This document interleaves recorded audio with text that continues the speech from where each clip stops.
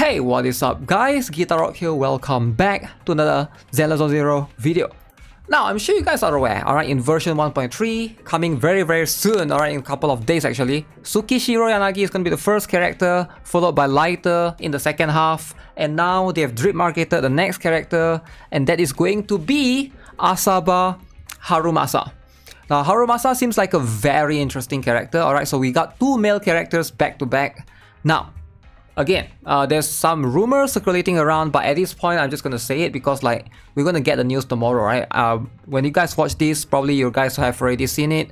Miyabi is probably coming as well in the second half, but we're gonna wait for the confirmation. All right, I don't want to like talk about it too much, but those are the speculation. So for now, let's focus on Harumasa. All right, section 6. This dude. Now, what is he all about? He's going to be a very unique. That was 1 in 100. Bow character, alright? Yes. So if you guys are interested in male characters, at least you're still getting that. That was 1 in 100. I guess. I think you say testing my aim. So what is Harumasa going to be all about? As you can see right here, let me see if I can zoom in for you guys. He is going to be an electric type and also an attacker. So very interesting, very unique right now in terms of electric type attacker. So he competes directly with Anton. So Anton, not only like Yanagi is coming and she's going to be an anomaly electric. We have Harumasa, which is going to be an attacker electric. Now, where is Anton? Do I even have him built? No, I don't really have him built. Let's get to work. So if you guys did build Anton, alright, and you guys like his mechanic and stuff, so probably in this case, Harumasa is going to be a straight up upgrade, most likely, right? So the truth is, I'm not sure if he is actually going to be meta. Now you gotta ask yourself, who are you going to go for? You have more options right now. It seems like they're trying to push a lot of these electric characters. We have Tsukishiro Yanagi, followed by Harumasa. So we got almost two electric characters back to back, right? Pretty much in one version after the other. So that means they are going to be somewhat of a relevance, and usually if you guys are not aware, a lot of the things in the game, for example like the end game, or like we're gonna have the new tower content coming as well. So that's going to be extremely reliant on these characters having the electric type attack, right? So most likely they are going to be configured in that sense. Now alongside with that, I also feel like right now, I mean like no offense, right? But right now in the meta, it feels like Anomaly is the one to go for. Alright, so if you're trying to build a DPS character, definitely Anomaly seems to be the one to go for. I do get it that in a lot of stages on the end game, the Anomaly build up rate and stuff like that do help you a little bit. But for attack type characters, Alan Joe for the Ice type and Julian for the Ether type, feels like they are, I wouldn't say they are out of meta, but it's just Jendo seems just way better. And it feels like not only is Jendo way better, I feel like she's easier to build as well, right? So if you are building an anomaly character, your goal is to focus on anomaly proficiency. And pretty much it, right? Anomaly proficiency, a little bit of attack percent, alright? So your anomaly proficiency and your attack. And that's pretty much it. So for a lot of things, of course, like in most cases, if you're slot 4, in this case, you want the anomaly proficiency, and then your slot 6, you want anomaly mastery, right? And then for this one, you still want to go for the elemental damage bonus if you can, alright, or attack percent, like depending on how it is. But you only focus on 2 stats, right? 2 stats, anomaly proficiency, and attack percent. Whereas for attack type characters, they need 1 extra stat. They need attack percent, they need crit rate, and they need crit damage. And some of them maybe could benefit from penetration ratio, depending, right? Penetration ratio, I would say like, for now, we don't really have a character revolve around that. Maybe in the future we'll have. I think that's going to be kind of curious to see how that goes. Now when you are building characters in terms of now you need crit rate and crit damage, now you have to rely on you critting to do damage. So crit damage is pretty much useless if you don't crit. And crit depends on your ratio or chances of you to be able to perform that crit rate, right? If your crit rate is like, let's say 50%, you have a 1 in a 2 chance to be able to proc that crit damage, right? So that's just how it works. It feels like it's overall a little bit harder for a lot of attack characters to shine because of that. Way more investment wise, right? obviously, when it comes to gear farming, alright, you just gotta be lucky. With all of this, you want to like get the crit rate, crit damage stats.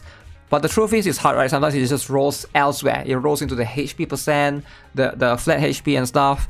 A little bit more finicky, in my humble opinion, to build the attack-based characters, right?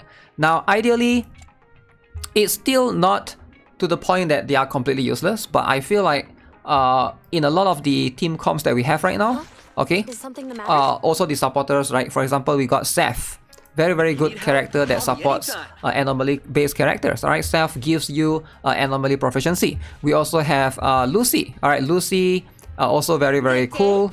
She gives you attack. Alright, that's all you need. You don't really need anything else, because like right now, if you look at the supporters that we have, characters that give attack, characters that give anomaly proficiency, again, these two are way better for anomaly based characters than for the attack type characters, right? Alan Joe and Zuyan for now.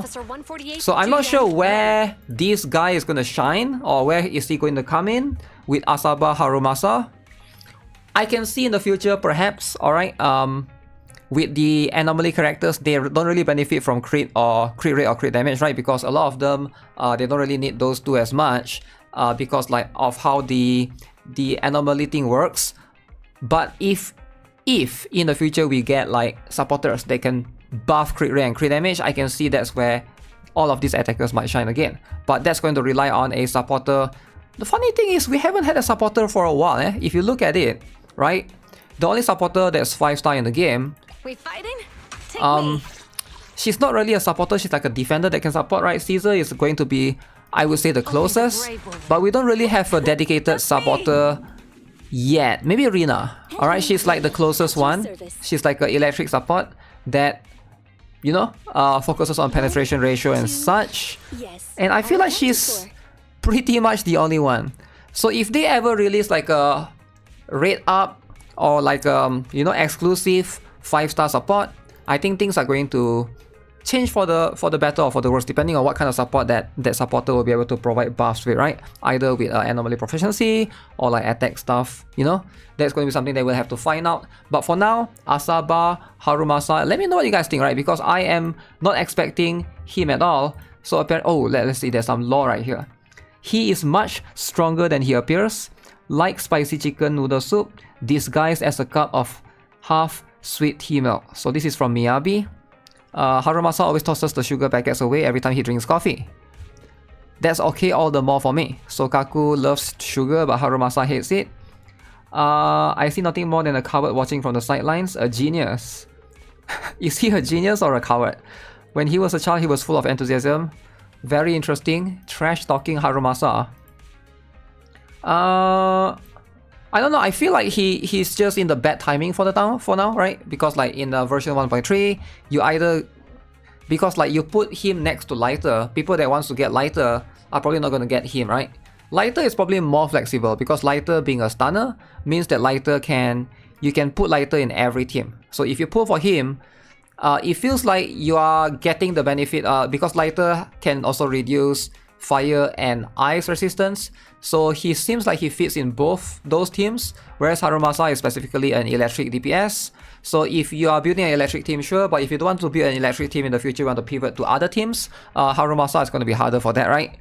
Similar to a lot of main DPS, but that's just how it is. So take all of this with what you will, you know, if you can only pull for limited characters, I would suggest waiting for the next one after Harumasa. Who is it going to be? We'll find out soon tomorrow. Alright, with that being said, that's going to be it for this particular video. Subscribe, give this video a like. Have a nice day. It's Miyabi, by the way. Goodbye.